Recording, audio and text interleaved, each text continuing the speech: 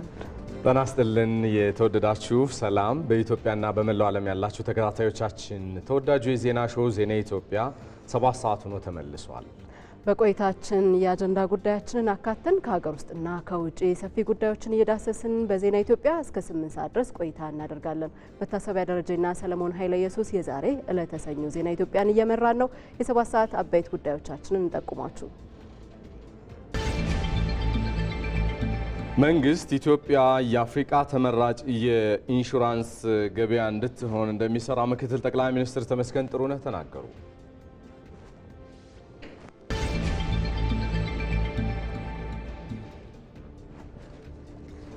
የአዲስ አበባ ነጋዴዎችና አምራቾች የመስሪያ ቦታ የግብር አሰባሰብና የአሰራር ስርዓት ዝርጋታ ላይ ያሉ ችግሮች እንዲፈቱላቸው ጠየቁ።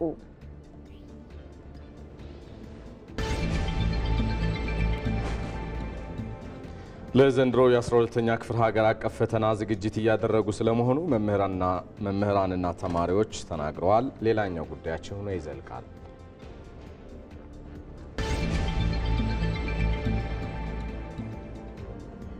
ከውጭ የአሜሪካው ፕሬዝዳንት ዶናልድ ትራምፕ ሩሲያ ላይ ተጨማሪ ማዕቀብ ለመጣል እያጤኑ መሆናቸውን አስታወቁ። የ2024/25 የእንግሊዝ ፕሪሚየር ሊግ በሊቨርፑል አሸናፊነት ፍጻሜውን አግኝቷል። ከስፖርት የመረጥነው ጉዳይ ነው። የዜና ኢትዮጵያ ቆይታችን ከዚህ ከዋናው ስቱዲዮ ይሻገራል። ሰፊ ጉዳዮችን እንዳሰሳለን። ባልደረቦቻችን በተለያዩ አካባቢዎች ሁነቶችን እየተከታተሉ ነው። ምን ጉዳዮች ተነሱ የሚለውን ከነሱ ወደ በኋላ ላይ መረጃዎችን እንጋራለን። ተጨማሪ መረጃ በተለይ በአጀንዳ ጉዳያችን ላይ የሚያጋሩን እንግዳም በቀጥታ መስመር ላይ ጋብዘንላችኋል። ሞላ አለማየሁን ድጋሚ እናገኘዋለን። የኢትዮጵያ ግብርና ባለስልጣን የእንስሳት ቄራዎች አደረጃጀትና የስጋ ምርት አገልግሎት አሰጣጥ ላይ በክዋኔ ኦዲት የተገኘበትን ክፍተት በተመለከተ ዛሬ ሪፖርት ቀርቦበታል። ይህንኑ በተመለከተ ከሞላ ጋር ቆይታ እናደርጋለን። በሌላ መልኩ አሸናፊ እንዳለም እንዲሁ ወደ በኋላ ላይ ይቀላቀለናል። ምክትል ጠቅላይ ሚኒስትር ተመስገን ጥሩነህ 51ኛውን የአፍሪካ ኢንሹራንስ ድርጅት ዓመታዊ ጉባኤን በዛሬው ዕለት አስጀምረዋል። ይህንኑ በተመለከተ ነው አሸናፊ መረጃዎችን የሚያጋራን ሌላኛው ባልደረባችን ብሩክ ተስፋዬም እንዲሁ አብሮን ቆይታ ያደርጋል። በኦሮሚያ ክልል ሞያሌ ከተማ አስተዳደር በኤምፖክስ ቫይረስ የተያዘ ሰው ስለመገኘቱ የኢትዮጵያ ሕብረተሰብ ጤና ኢንስቲትዩት መግለጹ ይታወሳል። ይህንኑ በተመለከተ ከሱ ጋር ተጨማሪ መረጃዎችን እንጋራለን። ሌላኛዋ ባልደረባችን ብሩክታዊት አስራትም እንዲሁ አለች። የአዲስ አበባ ከተማ ከንቲባ አዳነች አቤቤ ከንግዱ ማህበረሰብ ጋር ውይይት አካሂደዋል። በትላንትናው ዕለት በውይይቱ የተነሱ ሀሳቦች ምንድናቸው? የተሰጡ ምላሾችስ? በሚለው ላይ ከሷ ጋር ቆይታ እናደርጋለን። በሌላ መልኩ ሌላኛው ባልደረባችን ዳንኤል ወርቅነህ የኢትዮጵያ አይዶል ጉዞ ጥበብን ፍለጋ ምን ላይ ደረሰ ለሚለው ጥያቄያችን ምላሹን ይዞ እየጠበቀ ነው የሚገኘው። ወደ በኋላ ላይ እናገኘዋለን። በዛሬው የአጀንዳ ጉዳያችን ደግሞ የ12ኛ ክፍል መልቀቂያ ብሔራዊ ፈተናን በተመለከተ እየተደረጉ ያሉ ዝግጅቶች ምንድናቸው ስንል ጥያቄዎችን እናነሳለን። ከዚሁ ጋር ተያይዞ ታዲያ መረጃ ሊሰጡን ጫን ያለው ደገፋ በጅማ ዩኒቨርሲቲ ትምህርትና ስነ ባህሪ ኮሌጅ የመምህራን ትምህርትና ስርዓተ ትምህርት ጥናት ትምህርት ክፍል መምህር ናቸው። እሳቸው ከጅማ የኤቢሲ ስቱዲዮ ተገኝተውልናል። ወደ በኋላ ላይ ሰፊ ቆይታን እናደርጋለን። ሁሉንም ዘገባዎች እየተካተላችሁ አብራችሁን እንድትዘልቁ በድጋሚ እንጋብዛለን። ቀዳሚ ወደምናደርገው ዜና ልሻገር። የኢትዮጵያ ግብርና ባለስልጣን የእንስሳት ቄራዎች አደረጃጀትና የስጋ ምርት አገልግሎት አሰጣጥ ላይ በክዋኔ ኦዲት የተገኘበትን ችግሮች እንዲፈታም የመንግስት ወጪ አስተዳደርና ቁጥጥር ጉዳዮች ቋሚ ኮሚቴ አሳሰበ። የመንግስት ወጪ አስተዳደርና ቁጥጥር ጉዳዮች ቋሚ ኮሚቴ ታዲያ በባለስልጣን መስሪያ ቤቱ የተከናወኑ የክዋኔ ኦዲት ሪፖርት ላይ ውይይት አካሂዷል። ለቁጥጥር የሚያግዙ የህግ ማዕቀፎች አለመኖር፣ የእንስሳት ልየታና ምዝገባ ክፍተት፣ የእንስሳት ምርት ደህንነት ምርመራና የቄራዎች የፍሳሽ ቆሻሻ አወጋገድ የሚሉ ክፍተቶች ስለመኖራቸው የኦዲት ሪፖርቱ አመላክቷል። ባለስልጣን መስሪያ ቤቱ እነኚህንና ሌሎችን ችግሮች እንዲፈታ የመንግስት ወጪ አስተዳደርና ቁጥጥር ጉዳዮች ቋሚ ኮሚቴ አሳስቧል። እዚህ ጉዳይ ላይ እንቆያለን። ውይይቱን እየተከታተለ የሚገኘው ዘጋቢያችን ሞላ አለማየሁ ተጨማሪዎችን ሊያጋራን በቀጥታ መስመራችን ላይ ይገኛል። ሰላም ላንተ ሞላ፣ በድጋሚ እንደምን ቆየህ? እንደምን ውለሃል? በውይይቱ የተነሱ ዋና ዋና ሀሳቦች ምንድናቸው?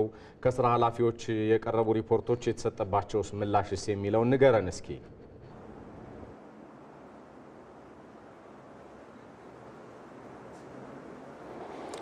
መልካም። በሕዝብ ተወካዮች ምክር ቤት የመንግስት ወጪ አስተዳደርና ቁጥጥር ጉዳዮች ቋሚ ኮሚቴ የኢትዮጵያ ግብርና ባለስልጣን በክዋኔ ኦዲት ሪፖርት ላይ ተመርክዞ ነው ዛሬ ውይይት ያካሄደው። በዋናነት የኢትዮጵያ ግብርና ባለስልጣን በተከናወነበት የፌዴራል ዋና ኦዲተር ባደረገው የክዋኔ ኦዲት አማካኝነት የተገኙ ግኝቶችን መሰረት በማድረግ በተካሄደው ውይይት በዋናነት ባለስልጣኑን ከማጠናከር አኳያ የእንስሳት ሀብትንና ከስጋ ጋር ተያይዙ እንደ ሀገር ያለውን እምቅ አቅም ከማጠናከር አኳያ ማሻል እንዲያደርግ ታሳቢ ያደረገ መሆኑ ተገልጿል። በቀድም 6 ሰዓት የዜና ኢትዮጵያ ላይ እንዳነሳሁት የክዋኔ ኦዲት ሪፖርቱ በባለስልጣኑ ላይ በርካታ ችግሮችን አንስቷል። በዋናነትም ከአሰራር ጋር ያሉ ከፍቃድ አሰጣጥ ጋር ያሉና እንዲሁም ከቄራዎች ጥራት እና የስጋ ደህንነት ጋር ከማረጋገጥ አኳያ በኢንስፔክት ባረጉባቸው ወቅት በተለይም እንደ ሀገር 11 ዘመናዊ ቄራዎች አሉ። ከነሱ ውስጥ ከ3ቱ ውጪ አብዛኞቹ የስጋ እና የቄራ ደህንነት ላይ በተለይም ከጥራት ጋር የተያያዙ ችግሮች መኖራቸውን የፌዴራል ዋና ኦዲተር በሪፖርቱ አመላክቷል። ይህንን መሰረት በማድረግ እንግዲህ ባለስልጣኑ እንዲያሻሽል ነው እዚህ ውይይት ላይ ምክረ ሀሳብ የተሰጠው።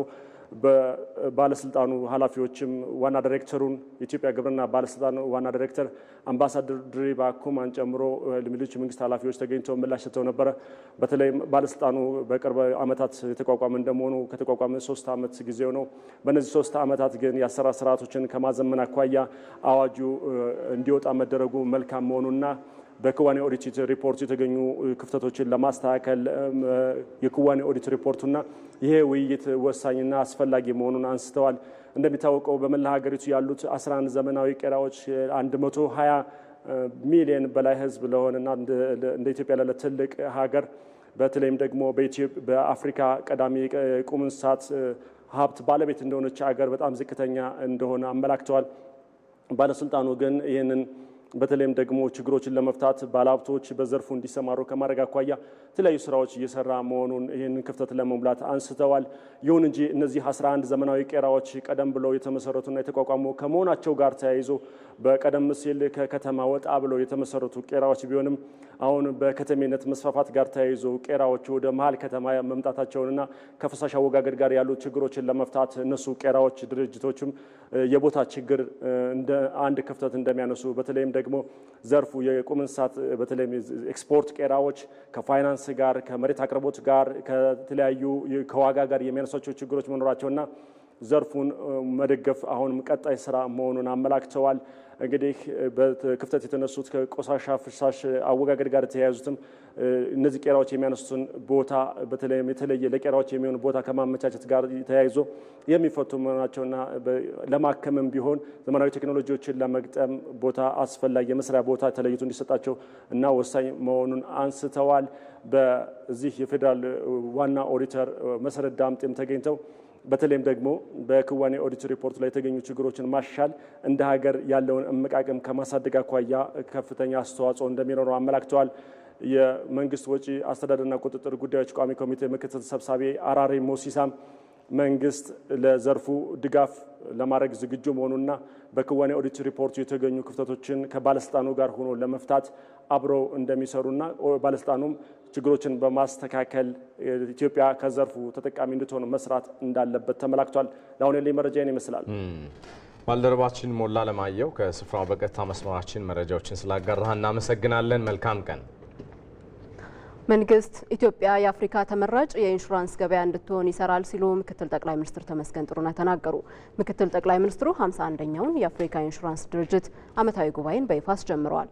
ጉባኤው የአፍሪካ ሀገራት የዕዳ ጫና በኢንሹራንስ ኩባንያዎች ላይ የሚፈጥረው ተጽዕኖን ጨምሮ በአፍሪካ የኢንሹራንስ እድገትና ተያያዥ ጉዳዮች ላይ ይመክራል።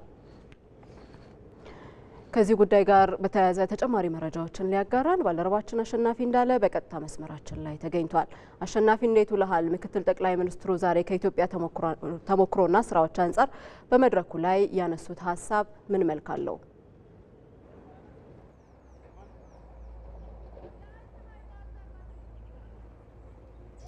አመሰግናለሁ። በአዲስ አበባ እየተካሄደ በሚገኘው የአፍሪካ የኢንሹራንስ ድርጅት 51ኛ ዓመታዊ ጉባኤ ላይ እንግዲህ ከ93 ሀገራት በላይ የተወጣጡ ወደ 2000 የሚጠጉ አመራሮች እና የጉባኤው ተሳታፊዎች ናቸው ይህንን ጉባኤ እየተካፈሉ የሚገኘው።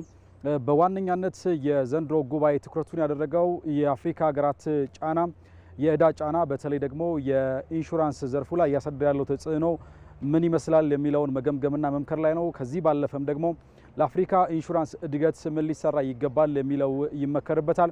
ምክትል ጠቅላይ ሚኒስትር ተመስገን ጥሩነህ ይህንን ጉባኤ በይፋ ባስጀመሩበት ወቅት እንደተናገሩት አፍሪካውያን በብድር ጫና እየተፈተኑ መሆኑን አንስተዋል። ይህ የብድር ጫና ደግሞ በኢንሹራንስ ዘርፉ ላይ ቀላል የሚባል ጫና እያበረከተ አይደለም። ምክንያቱም ኢንቨስትመንት እንዲቀሳቀስ ከማድረግ አንስቶ የኢኮኖሚ አለመረጋጋትን መፍጠርና የአሴት ደህንነት እንዳይፈጠር የማድረግ ጭምር እክል እንዳለው አንስተዋል። ስለዚህ ይህንን ለመቀልበስ ደግሞ የተለያዩ ዘዴዎችን መጠቀምና በተለይ የኢንሹራንስን እድገት ለማግኘት የአፍሪካ ሀገራት ኢንሹራንስን የተሻለ ደረጃ ላይ ለማድረስ የሚያስችሉ የመፍትሄ አማራጮች ላይ በትብብር መስራት እንደሚገባ አንስተዋል።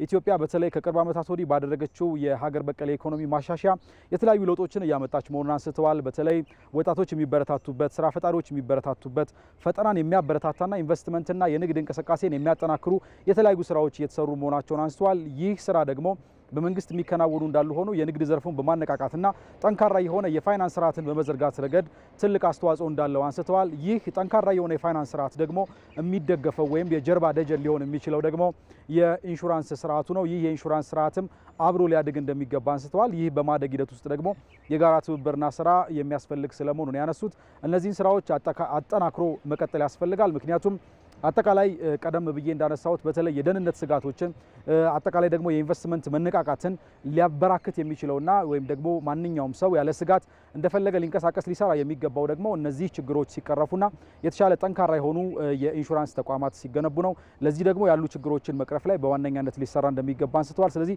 ሀገራት ትብብራቸውን ማጠናከር አለባቸው። ይሄኛው በመድረኩ ላይ የተነሳው ጥቅል ሀሳብ ነው ማለት እንችላለን። አሸናፊ እናመሰግናለን ስለ መረጃዎች። መልካም ቀን። ዜናዎቻችን እንደቀጠሉ ናቸው። የኢትዮጵያ ሕብረተሰብ ጤና ኢንስቲትዩት በኦሮሚያ ክልል ሞያሌ ከተማ አስተዳደር በኤምፖክስ ቫይረስ የተያዘ ሰው ስለማግኘቱ አስታውቋል።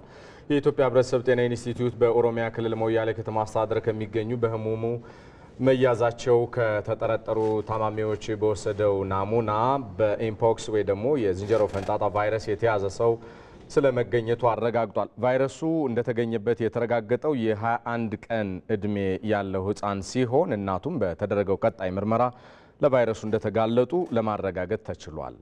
የህፃኑ አባትም ወደ ጎረቤት ሀገር ሂዶ የነበረ መሆኑ መታወቁ የሄደባቸው አካባቢዎች እንደዚሁም ደግሞ ከማህበረሰቡ ጋር ቅርብ ንክኪ የነበራቸው ግለሰቦች የመለየትና ክትትል የማድረግ ስራ ስለመጀመሩ ነው እንግዲህ ቀደም ሲል የጤና ሚኒስቴር ባወጣው መግለጫ ያስታወቀው። እዚህ ጉዳይ ላይ ልንቆይ ነው። ተጨማሪ መረጃዎችን ሊያጋራን ባልደረባችን ብሩክ ተስፋዬ በቀጥታ መስመራችን ላይ ይገኛል። ሰላም ላንተ ብሩክ፣ እንደምንቆየህ። የዝንጀሮ ፈንጣጣ ወይ ደግሞ ኢምፖክስ እየተባለ በምህጻሩ የሚጠራው የዓለም ጤና ስጋትነቱ በምን ደረጃ ላይ ይገኛል?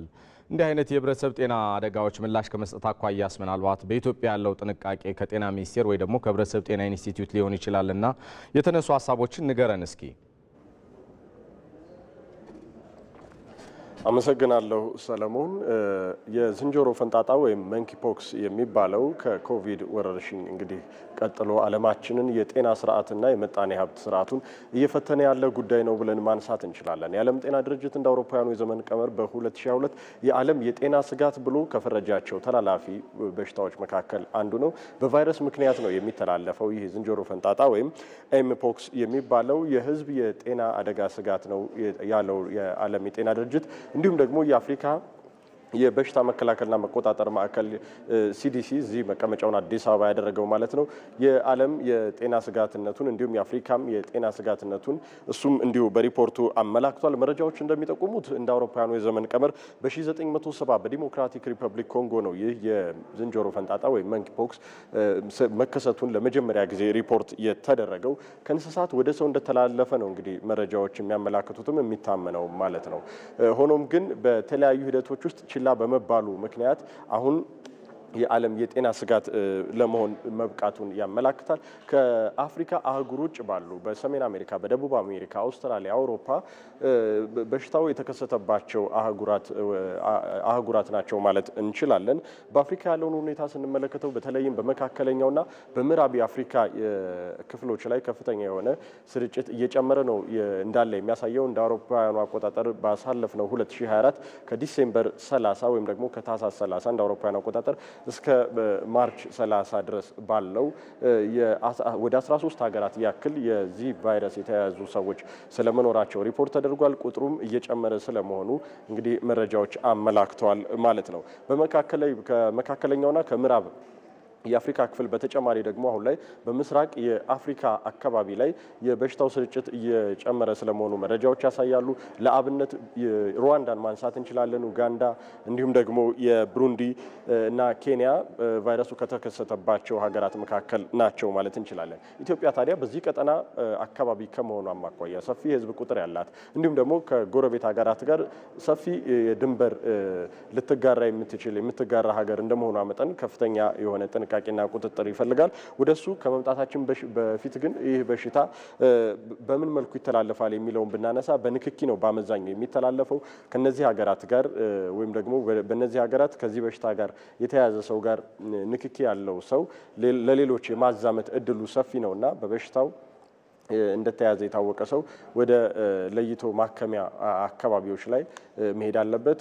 እንዲሁም ደግሞ ከእንደዚህ አይነት ሰው ጋር ንክኪ እንዳላቸው ራሳቸውን የሚጠረጥሩ ሰዎች በሽታውን ወደ ሌሎች ላለማዛመት ወደ ተገቢው የጤና ተቋሞች ማምራት አለባቸው። ምልክቶቹ ትኩሳት፣ ራስ ምታት፣ የጡንቻና የጀርባ ህመም፣ ሽፍታ፣ የቆዳ ቁስለት እንዲሁም ደግሞ የአቅም ማነስ በዋናነት ተጠቃሽ ናቸው። ምን ጥንቃቄ እየተደረገ ነው የሚለውን ስናነሳ እንግዲህ የዓለም ጤና ድርጅት ሪፖርት ካደረገበት ጊዜ ጀምሮ የጤና ሚኒስቴር እንዲሁም ደግሞ የህብረተሰብ ጤና ኢንስቲትዩት ጉዳዩን ባንክሮ እየተከታተለ ስለመሆኑ ነው መረጃዎች የሚያሳዩት። ኢትዮጵያ የዓለም የጤና ደንብ ፈራሚ ከሆኑ ሀገራት መካከል አንዷ እንደሆነች ይታወቃል። በዚህ ረገድ ያሉ ችግሮች እንዳይከሰቱና እንዳይሰፉ የዓለም የጤና ድርጅት የሚያወጣቸውን ፕሮቶኮሎች ተከትሎ ምላሽ ለመስጠት ቅድመ ዝግጅት እየተደረገ ነው። በዋናነት ግን ከመከላከል ምንጊዜ ከመታከም መከላከል የተሻለ ነውና በዚህ ረገድ ተገቢውን ጥንቃቄ ለማድረግ እየተሞከረ ነው። ኢትዮጵያ ከጎረቤት ሀገራት ጋር ወደ 8 አካባቢ የሚያገናኙ የየብስ ኬላዎች አሏት። በእነዚህ ኬላዎች የቁጥጥር የልየታ ስራዎች እየተሰሩ ነው ያሉት። ዓለም አቀፍ ግንኙነቶች አላት ኢትዮጵያ። በአውሮፕላን የሚደረጉ ግንኙነቶችንም በቦሌ ዓለም አቀፍ አውሮፕላን ማረፊያ የልየታና የቁጥጥር ስራዎች ይሰራሉ ማለት ነው። እንግዲህ እንደ አውሮፓውያን አቆጣጠር ከ2022 ጀምሮ እስከ ጃንዋሪ 31 2025 በ127 ሀገራት ላይ ስለመከሰቱ ነው በሽታው ስለመከሰቱ ነው መረጃዎች የሚያሳዩት። ከ123 ሺህ በላይ ሰዎች ኬዝ ሪፖርትም ተደርጓል ማለት ነው። ስለዚህ የበሽታውን መከላከያና የስርጭት መንገዶቹ ከታወቀ በጤና ሚኒስቴርና በህብረተሰብ ጤና ኢንስቲትዩት እንዲሁም በሚመለከታቸው የጤናው ሴክተር አካላት የሚደረገው የመከላከል ስራ እንደተጠበቀው ነው። ህብረተሰቡ ደግሞ ራሱን ንጽህናውን መጠበቅ፣ የአኗኗር ዘይቤውን ማስተካከልና ችግሩም ቢከሰት ፓኒክ ከመሆን ከመደንገጥ መከላከል የሚቻልባቸው እድሎች ምንድን ናቸው የሚሉትን በየዘርፉ አስተባባሪዎች የሚሰጡትን ምክረ ሀሳቦችና መመሪያዎች በጥንቃቄ ተከታትሎ መተግበር ይገባል የሚሉትን ማንሳት እንችላለን። ለጊዜ ያሉኝ መረጃዎች እነዚህ ናቸው። እጅግ አድርጌ አመሰግናለሁ። ባልደረባችን ብሩክ ተስፋዬ ሰፋ ላለው ማብራሪያ እናመሰግናለን። መልካም ቀን። ቀጥለናል። አሁንም በቀጥታ መስመራችን ላይ ከሚገኙ ባልደረቦቻችን ተጨማሪ መረጃዎችን እንጋራለን። የአዲስ አበባ ነጋዴዎችና አምራቾች የመስሪያ ቦታ የግብር አሰባሰብና የአሰራር ስርዓት ዝርጋታ ላይ ያሉ ክፍተቶች እንዲፈቱላቸው ጠየቁ። የአዲስ አበባ ከተማ ከንቲባ አዳነች አቤቤ በበኩላቸው ከንግዱ ማህበረሰብ የተነሱ ጥያቄዎችን ለመመለስ የተሰሩ ስራዎች ቢኖሩም ችግሮችን ሙሉ ለሙሉ ለመፍታት በጋራ መስራት ያስፈልጋል ብለዋል። ከንቲባዋ ከአዲስ አበባ የንግድ ማህበረሰብ ጋር በአገልግሎት አሰጣጥና በመልካም አስተዳደር ላይ ተቀራርቦ መፍትሄ ለመስጠት እድል ለመፍጠር ያለመ ውይይትም አካሂደዋል። ይህንኑ ውይይት ስትከታተል የቆየችው ባልደረባችን ብሩክታዊት አስራ ተጨማሪ መረጃዎችን ልታጋራን በቀጥታ መስመራችን ላይ በድጋሚ ተገኝታለች። ብሩክታዊት እንዴት ቆየሽ? ድጋሚ ተገናኝተናል። እንግዲህ ቀደም ሲልም ስናነሳ በነበረው በዚሁ መድረክ ሲነሳ የነበረ ዋና ጉዳይ ምን ነበረ? በእነዚሁ በተነሱ ጥያቄዎችና ምላሾች ላይስ ምን አይነት አስተያየቶች ተሰጡ? በድጋሚ ያመሰግናለሁ መታሰቢያ። እንደምን ቆይታችኋል? እንግዲህ ቀደም ሲል አንቺም እንዳነሳሽው በትላንትናው ዕለት የንግዱ ማህበረሰብ ክፍት የሆነ ውይይት ተደርጓል ከንግዱ ማህበረሰብ ጋር። እንግዲህ በዚህም መሀል የተለያዩ ሀሳቦች ተንሸራሽረው ነበረ። በውይይቱም ላይ እንግዲህ አምራቾችም የተገኙ ሲሆን እነሱም ያላቸውን ሀሳብ አስተያየት፣ እንዲሁም ደግሞ ጥያቄያቸውን አቅርበው ነበረ። እንደሚታወቀው እንግዲህ የንግዱ ማህበረሰብ የስራ እድልን ከመፍጠር የቴክኖሎጂ ሽግግር ከማሳለጥ እንዲሁም ደግሞ የእውቀት ሽግግሮችን ከማስፋት አኳያ ትልቅ ባለድርሻ አካላት መሆናቸው ይታወቃል። እንግዲህ በከተማውም የተከናወኑ የተለያዩ የመሰረተ ልማት ግንባታዎች እንዲሁም ደግሞ እየተካሄዱ የሚገኙ የኮሪደር ልማት ስራዎች የነዚህ የግብር በሚከፍሉት ስራ የተሰራው አንደኛው መሆኑ ነው በመድረኩ የተነሳው። ለዚህም ደግሞ የከተማዋ ከንቲባ አዳነች አቤቤ ለዚህ አድራጎታቸው ወይም ደግሞ ለዚህ ድርጊታቸው ምስጋና አቅርበዋል ማለት ነው። እንግዲህ በመድረኩም የተለያዩ የንግዱ ማህበረሰቦች የተለያዩ ጥያቄዎችን አቅርበው ነበረ። ከተጠየቁ ጥያቄዎች መካከል እስቲ የተወሰኑትን አድምጠን እንመለስ። ደረሰኝ ለማግኘት አስቸጋሪ የሆነበት አይነት ሁኔታ ነው ያለው። ለምሳሌ የኔን ፋብሪካ በወስደው 20% ግብአት ሲሚንቶን ይጠቀማል። የዚህን 20% ሲሚንቶ ተጠቅሞ ነው አወራርዶ በኋላ ላይ ወደ ምርት የሚያወጣውና ሲሚንቶ ስንገዛ ደረሰኝ ለማግኘት በጣም እየተቸገርን ያለ ነው። ገቢዎች አካባቢ ላይ ያለው ነገር ብልሹ አሰራርን ለመቀነስ እንዴት ነው እሱ 10 ምናምን የተባለውን 15 ሚሊዮን ክፍል የተባለውን ግብር ወደ 7 ያመጣው? ያ ባለሙያ ከተደራደረ በኋላ እንዴት ሊያመጣው ቻለ? መጀመሪያ አሰራሩን ማን ነው እሱን መፈተሽ አለበት? ማን ነው እሱን የሰራውን መፈተሽ አለበት? እንዴት ነው እሱ መፈተሽ አለበት? አንዳንዱ ፎልስ ፋይንደር ሆኖ ይመጣና ይሄን ካላደረክ ይሄ አይሆንልህም ይላል።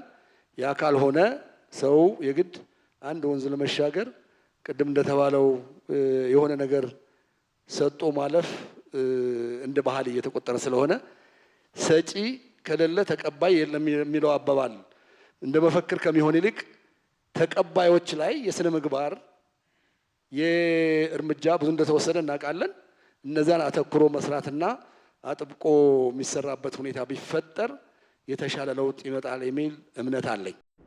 እንግዲህ ቀደም ሲል በተነሱ ጥያቄዎች ላይ ከንቲባ አዳነች አቤቤ ለነዚህ ጉዳዮች ምላሽ ሰጥተዋል። እንግዲህ እንደሚታወቀው በከተማዋ የተለያዩ ምርት የሚሸጡ ነጋዴዎች ደረሰኝ የማይቆርጡ እንዳሉ ነው በጥያቄው ላይ የተነሳው።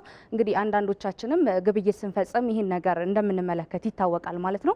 ስለዚህ ይህንን ችግር ከመቅረፍ አኳያ እንዲሁም ደግሞ በገቢዎች በኩልም የሚታዩ ችግሮችን ከመቅረፍ አኳያ ትልልቅ ስራዎች እየተሰሩ መሆኑን ያነሱት እንግዲህ ከነዛ መካከል የስነ ምግባር ጉድለት ያለባቸው እንዲሁም ደግሞ ከነጋዴው ማህበረሰብ የተለያዩ ጉቦዎችን የሚቀበሉ የሰራተኛ እንዲሁም አመራሮች ላይ እርምጃዎች እየተወሰዱ እስከ ስራ ማባረር ደረጃ የተደረሰበት ጊዜ እንዳለ ነው ያነሱት። በዚህም ደግሞ የግብር ከፋዩ ቁጥር መጨመሩን ነው የተነሳው። እንግዲህ ለምሳሌ ከዚህ ቀደም እነዚህ እርምጃዎች ከመወሰዳቸው በፊት ወይም ደግሞ እንደዚህ አይነት ስራዎች ከመጀመራቸው በፊት 218 ሺህ የነጋዴ ማህበረሰቦች ግብር ይከፍሉ የነበረ ቢሆንም ግን እነዚህ ስራዎች በመሰራታቸው ወደ 500 ሺህ የሚደርሱ የንግድ ማህበረሰቦች አሁን ሰዓት ላይ ግብር እየከፈሉ እንደሚገኙ ነው በመድረኩ የተነሳው ማለት ነው። ስለዚህ እንደዚህ አይነት ተግባራት ሲታይ ወይም ደግሞ እንደዚህ አይነት ተግባራትን የሚከውኑ የንግዱ ማህበረሰብ ካሉም ልክ ድርጊት የሚሰሩትን ነጋዴዎች ወይም ደግሞ የተለያዩ በንግዱ ማህበረሰብ ላይ በንግዱ ላይ የተሰማሩ ማህበረሰቦችን ጥቆማ ለሚመለከተው አካል ጥቆማ እየሰጡ እርምጃ እንዲወሰድ እንዲያደርጉም እንዲሁም ደግሞ በተባበረ ክንድ መስራት እንዳለባቸው ነው ከንቲባው ያነሱት ማለት ነው። ከዚህ ባሻገርም እንግዲህ ሌሎች ጥያቄዎችም በመድረኩ ተነስቶ ነበረ። እስቲ እሱንም ደግሞ እንከታተለው።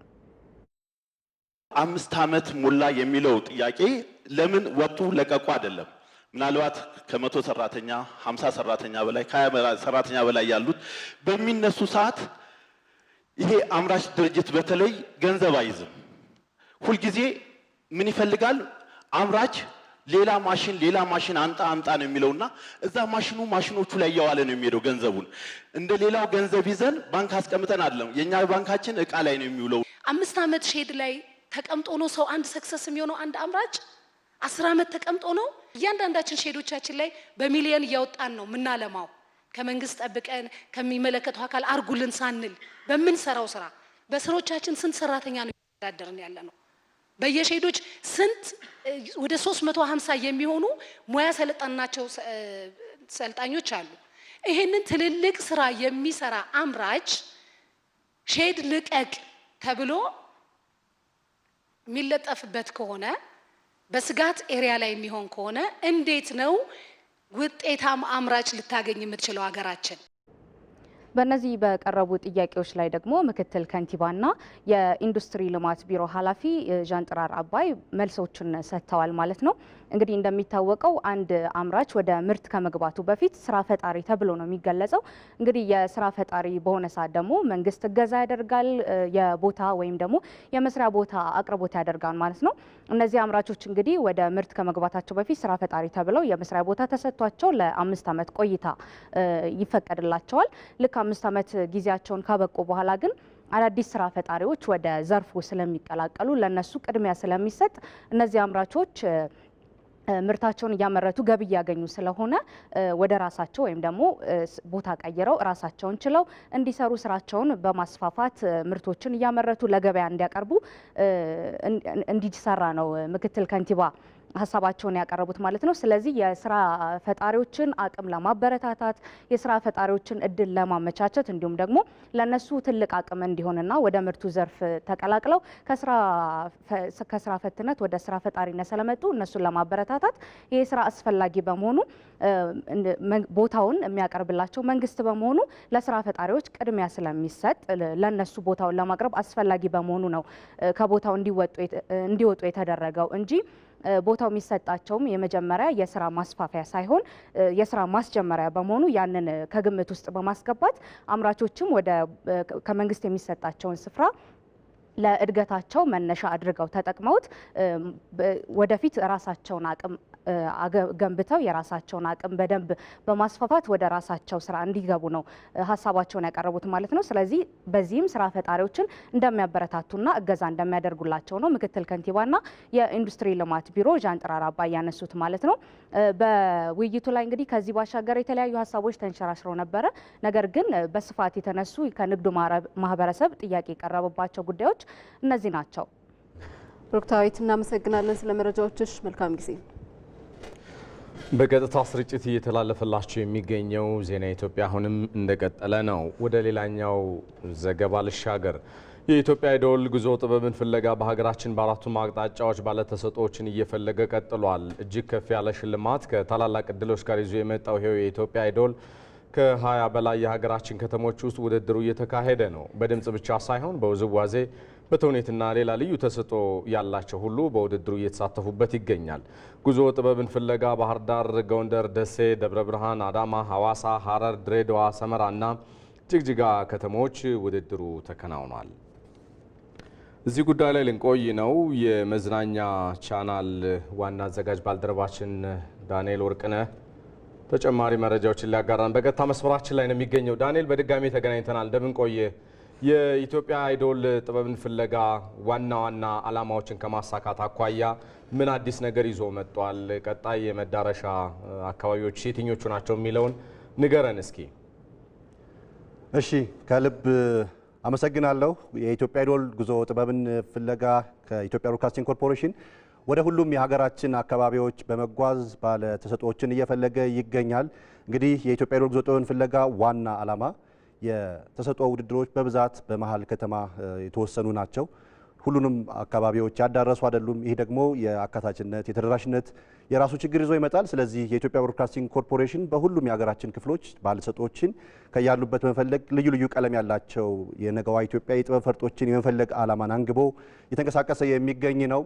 የኢትዮጵያ ብሮድካስቲንግ ኮርፖሬሽን ወደ ይዘት በሚል የለውጥ እንቅስቃሴ ላይ ይገኛል። የኢትዮጵያ አይዶል ጉዞ ጥበብ ፍለጋም የዚህ የለውጥ እንቅስቃሴ አንድ አካል በመሆን ነው እየተደረገ የሚገኘው።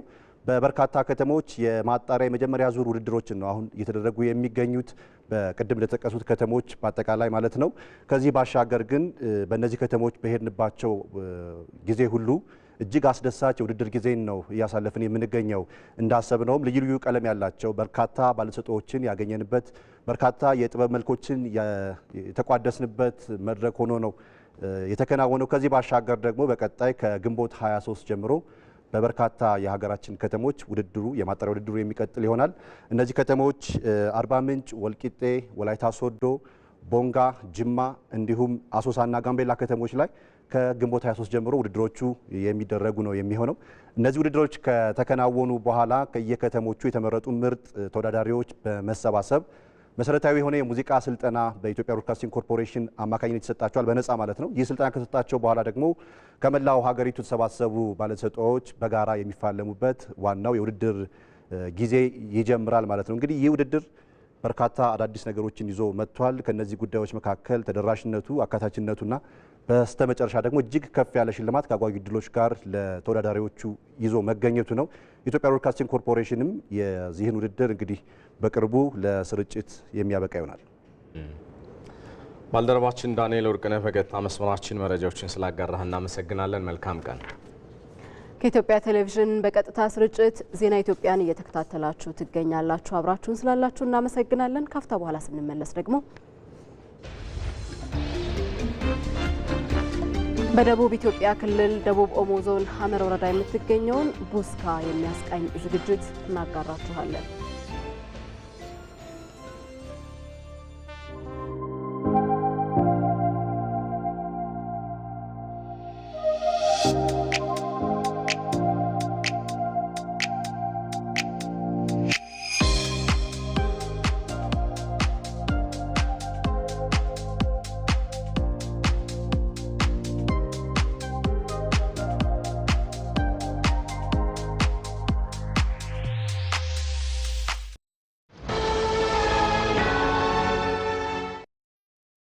ኃላፊነቶች ሲበዙ ዘመናዊ መፍትሄ መጠቀም ብልህነት ነው።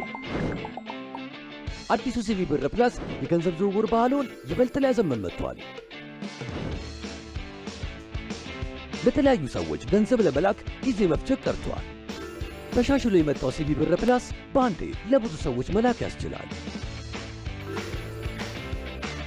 የአየር ሰዓትና የሚላክ ገንዘብ ደግሞ ስልኩ ቀኑን ጠብቆ እንዲልክና እንዲሞላ ማድረግ። ከሲቢ ብር ወደ ሌላ ሰው ለመላክ ማጂክ ፔይ ፈጣንና ቀላል አማራጭ ነው። አሁን ባሉበት ሆነው የኮንዶሚኒየም ብድር ክፍያውን መክፈል ይችላሉ። ገንዘብ ለመጠየቅ ሊንክ ፈጥሮ ወደሚፈልጉት ሰው መላክ ብቻ በቂ ነው። ገንዘብ ሲቢ ብር ሂሳቡ ላይ ባይኖርም ችግር አይደለም። የባንክ ሂሳቡን በሲቢ ብር ፕላስ በኩል ያገኙታል። የጉዞ ትኬት፣ የዲኤስቲቪ ሌሎች ተጨማሪ አገልግሎቶችን ወደ ሲቢ ብር ፕላስ ሚኒ አፖች ጎራ ይበሉ። መተግበሪያው ከአፕ ስቶር ወይም ከፕሌይ ስቶር በማውረድ ባሉበት ሆነው መመዝገብ ይችላሉ። ሲቢ ብር ባሉበት ሁሉ አለ። የኢትዮጵያ ንግድ ባንክ ሁሌም የሚተማመኑበት ባንክ።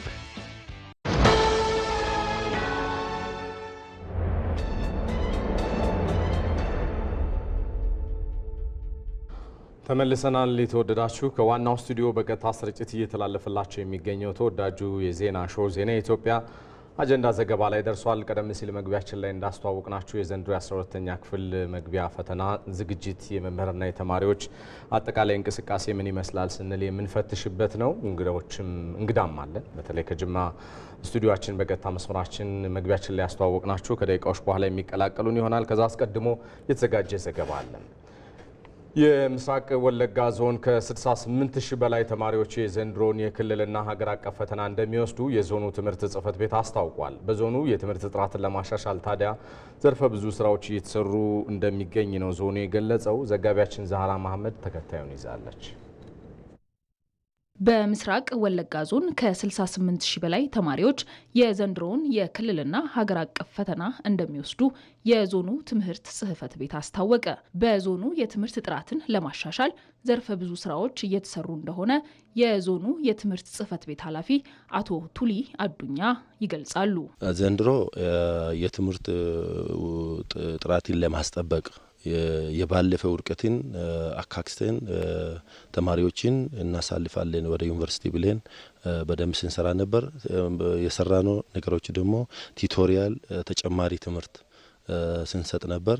እንደዚሁም ብዙ ዝግጅቶችን ስናዘጋጅና ስናስተምር ፖርሽን እንዲጨርሱ ስንሰራ ነበር እና መምህራኖች በደንብ ዘንድሮ ሲያስተምሩና ሲያዘጋጁ ቆይተዋል ማለት ነው። ቶታ ኩታ ጃፋ ፊ ኩታ ሰዴተፋ በረታ ኩማ አፉሪ ፊ ይበለማፍ ሶዶሚ ሰዲ ከ4000 በላይ የ6ኛና የ8ኛ ክፍል ተማሪዎችን ለፈተና አዘጋጅተናል። ውጤታቸውንም ለማሻሻል ሁሉንም የትምህርት ክፍሎች ሸፍነናል። የመለማመጃ ስራዎች እንዲሰሩም አድርገናል። በዚህም ውጤት ለማምጣት እየሰራ ነው። በምስራቅ ወለጋ ዞን በጅማ አርጆ ወረዳ የሚገኙ የኃይሌ ፊዳ ልዩ ሁለተኛ ደረጃ ትምህርት ቤትና የአርጆ ሁለተኛ ደረጃ ትምህርት ቤት ተማሪዎች በመምህራኖቻቸውና በወላጆቻቸው እየተደረገላቸው ባለው ክትትልና የትምህርት ድጋፍ ጥሩ ውጤት ለማስመዝገብ መዘጋጀታቸውን ተናግረዋል። በግሌ የተለያዩ ሽቶችን የሰራው ነው፣ መጽሐፍም እያነበብኩ ነው እና አስተማሪዎችም ድጋፍ እያደረጉልኝ ነው። በግላቸው የተለያየ ሽትም እየሰሩልን ነው፣ በመጽሐፍ ቤትም ድጋፍ እያደረጉልን ነው እና የተለያዩ ሽቶችንም በሜካፕ እየሰሩልን ይገኛሉ። ዘወትር አርብ ማለት ነው። አርብና ቅዳሜ ፈተና ነው የምንወስደው ሞዴል ማለት ነው በሳምንት እና ከወሰደን በኋላ ሰኞ ደግሞ መጥተን እሱን አንሰሩን ወይም ደግሞ መልሱን እንሰራለን ማለት ነው ከቲቸሮቻችን ጋር በጋራ ሆነን ጥያቄ ተጠያየቀን እናጠናለን። ብዙ ጊዜ ላይብረሪ እንመጣለን፣ በጋራም እናጠናለን። በግላችንም ትምህርት ቤታችን በጥሩ ሁኔታ እያዘጋጀን ነው። በዚህ አመት ጥሩ ውጤት እናመጣለን ብለን እናስባለን። የትምህርት ቤቱ መምህራንና ወላጆች ከመደበኛው ክፍለ ጊዜ ውጪ ከተማሪዎቻቸው ጎን በመቆም ስነ ልቦናቸውን መገንባት ጨምሮ የተለያዩ ትምህርታዊ ድጋፍና ምክር እየሰጡ መሆናቸውን ገልጸዋል። ተማሪዎች ከአሁኑ ጀምረን እያደረግን ያለነው በክፍል ውስጥ ያሉ ተማሪዎች በቁጥር ጥቂት ናቸው። ራሱ የክፍል ፈተና ሲፈተኑ አንድ ባንድ ሆኖ ነው ተቀምጠው የሚፈተኑት። ስለዚህ ተማሪዎች ራሳቸውን ችሎ እንዲሰሩ እንመክራለን። ተግባራዊ እያደረግን ነው። ባራቶተ ኬኛ ኬሱማ ባራቶተ ኩታኩ ለማፋ ባራካና ቆርማተ ቢዮሌሳ ላፊ ሁሉንም ተማሪዎቻችንን እያዘጋጀን ነው። በተለይም ደግሞ የ12ኛ ክፍል ተማሪዎችን በልዩ ሁኔታ አዘጋጅተናል። ጥያቄዎችን እንዲሰሩና እርስ በርስም እንዲደጋገፉ በማድረግ በአገር አቀፍ ፈተናዎች ጥሩ ውጤት እንዲያስመዘግቡ እየሰራንም እንገኛለን። በምስራቅ ወለጋ ዞን አሁን ላይ 448500 ተማሪዎች በ1279 ትምህርት ቤቶች ውስጥ ትምህርታቸውን እየተከታተሉ ይገኛሉ። በሌላ ዜና ለዩኒቨርሲቲ መግቢያ ፈተና ተማሪዎችን ብቁ የማድረግ ስራ እያከናወነ እንደሚገኝ የማዕከላዊ ኢትዮጵያ ክልል ትምህርት ቢሮ አስታወቀ። በክልሉ ከ35000 በላይ ተማሪዎች በተፈጥሮና በማህበራዊ ሳይንስ የትምህርት ዘርፎች የከፍተኛ ትምህርት ተቋም መግቢያ ፈተናን ዘንድሮ ይወስዳሉ። ሚካኤል ገዙ በማዕከላዊ ኢትዮጵያ ክልል ስልጤ ዞን የወራቤ አጠቃላይ ሁለተኛ ደረጃ ትምህርት ቤት ተማሪዎች ከፊት ለፊት ለሚጠብቃቸው ዩኒቨርሲቲ መግቢያ ፈተና እየተዘጋጁ ይገኛል። ከተፈታኞች መካከል ተማሪ ሰላማዊት ዘርጋውና ተማሪ ፉአድ አብዱል ሽኩር የተሻለ ውጤት ለማምጣት በዝግጅት ላይ መሆናቸውን ተናግረዋል። ያለን ዝግጅት የተለያዩ መምህሮችም ከዩኒቨርሲቲ የመጡ እኛም እየሄድን የተለያዩ ኮርሶችን እየሰጡን በስነ ልቦናም እያዳበሩ መምህሮቻችንም ገብተው መፍራት እንደሌብ ያለ ማለት የምናውቀው እንድንሰራ የተሻለ ዝግጅት ደግሞ እንድናደርግ እየመከሩ እያሳዩ መንገዶችን ያሉት አሪፍ ነው እስካሁን ባለው ማለት ነው። የትምህርት ቤት መምህራንም ጀምረውልን ነበር ቲቶር። አሁን ደግሞ ያ ቲቶር በዩኒቨርሲቲ መምህራኖች እየቀጠለ ይገኛል ማለት ነው። የቲቶር መርሃ ግብር የማዕከላዊ ኢትዮጵያ ክልል ምክትል ርዕሰ መስተዳድርና የትምህርት ቢሮ ኃላፊ አቶ አንተነህ ፍቃዱ ክልሉ የተማሪዎች ውጤትን ለማሻሻል የሚያግዙ ተግባራትን እያከናወነ እንደሚገኝ ተናግረዋል። ክልላችን ውስጥ ካሉ ዋቸሞ ዩኒቨርሲቲ፣ ወልቂጤ ዩኒቨርሲቲ እንዲሁም ወራቤ ዩኒቨርሲቲ ጋር በጋራ በመሆን ለ12ኛ ክፍል ተማሪዎች ቱቶሪያል ትምህርት እየተሰጠ ነው ያለው። ሁለተኛ ፕራክቲስ ማድረግ አለባቸው። ኮምፒውተር ላይ ፕራክቲስ ማድረግ አለባቸው። በራሳቸው ትምህርት ቤትም ፕራክቲስ እያደረጉ ነው።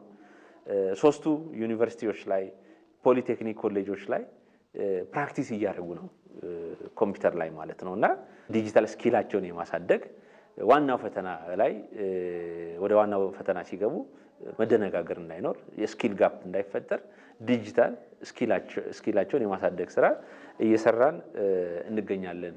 ለተማሪዎች ውጤት መሻሻል የትምህርት ግብዓት አቅርቦት ትልቅ ድርሻ ያለው ያሉት ምክትል ርዕሰ መስተዳድሩ በዘንድሮ ዓመት ከ2.1 ሚሊዮን በላይ መጽሐፍት ለአንደኛና ሁለተኛ ደረጃ ትምህርት ቤቶች መሰራጨቱን አመልክተዋል። በሁለተኛ ደረጃ በአጠቃላይ ወደ 1.9 ሚሊዮን በላይ መጽሐፍት በትምህርት ሚኒስቴር ታትመው ለተማሪዎች ተደራሽ ተደርጓል። እንዲሁም በአንደኛ ደረጃ መጽሐፍትን ማቅረብ የክልሉ መንግስት ኃላፊነት ስለሆነ ክልላችንም አዲስ ክልል እንደመሆኑ ከፍተኛ ሀብት ለመጽሐፍት በዚህ ወቅት ኢንቨስት ማድረግ ስለማይችል ማህበረሰቡን ሞቢላይዝ ማድረግ እና ማሳተፍ ስለነበረብን ማህበረሰቡን አሳትፈን በዚህ ዓመት 228102 መጽሐፍት ተሰራጭቷል ታትሞ አሁን በህትመት ላይ ያሉ መጻሕፍትም አሉ ማለት ነውና ስለዚህ የትምህርት ግብዓትን የማሟላት ስራ ነው አንዱ እየሰራን ያለ ነው። በክልሉ በዘንድሮ ዓመት 35246 ተማሪዎች በተፈጥሮ ሳይንስና በማህበራዊ ሳይንስ ዘርፍ የከፍተኛ ትምህርት ተቋም መግቢያ ፈተና የሚወስዱ ይሆናል።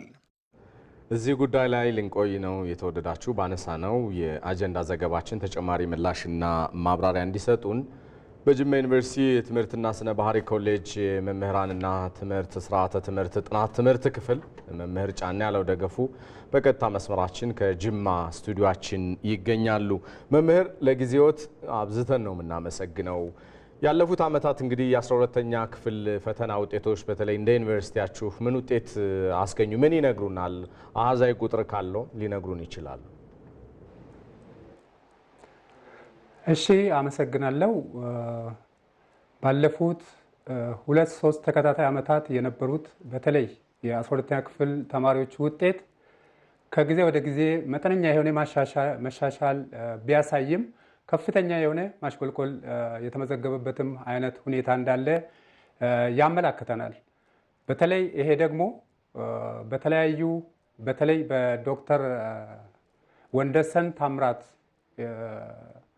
በዩኒቨርሲቲ ወርልድ ኒውስ ላይ ያሳተሙት ጽሑፍ እንደሚያመለክተው አገሪቷ አስቸኳይ የሆነ የመፍቻ ቁልፍ መፍትሄ ማፈላለግ እንዳለባት አመላካች እንደሆነ አርጀንት የሆነ ኢንተርቬንሽን እንደሚፈልግ በከፍተኛ ደረጃ ያመላከቱበት ሁኔታ ነው ያለው።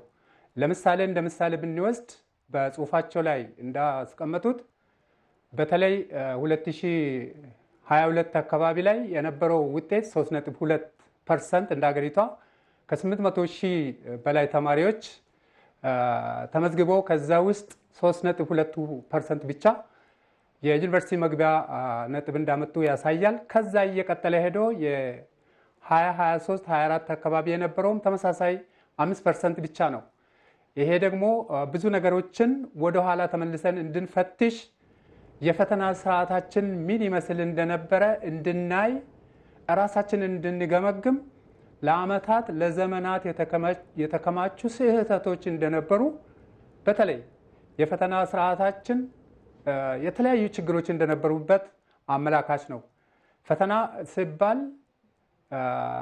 በአንድ ቀን የሚደረግ ዝግጅት ሳይሆን ተማሪዎች ከዕለት ወደ ዕለት ከታች ጀምሮ የተኮተኮቱ የተለያዩ የፈተና መልመጃ ሞዴሎችን እና ለዛ ብቁ ሊያደርጋቸው የሚያስፈልጋቸውን ነገር እያገኙ መምጣት መቻል አለባቸው።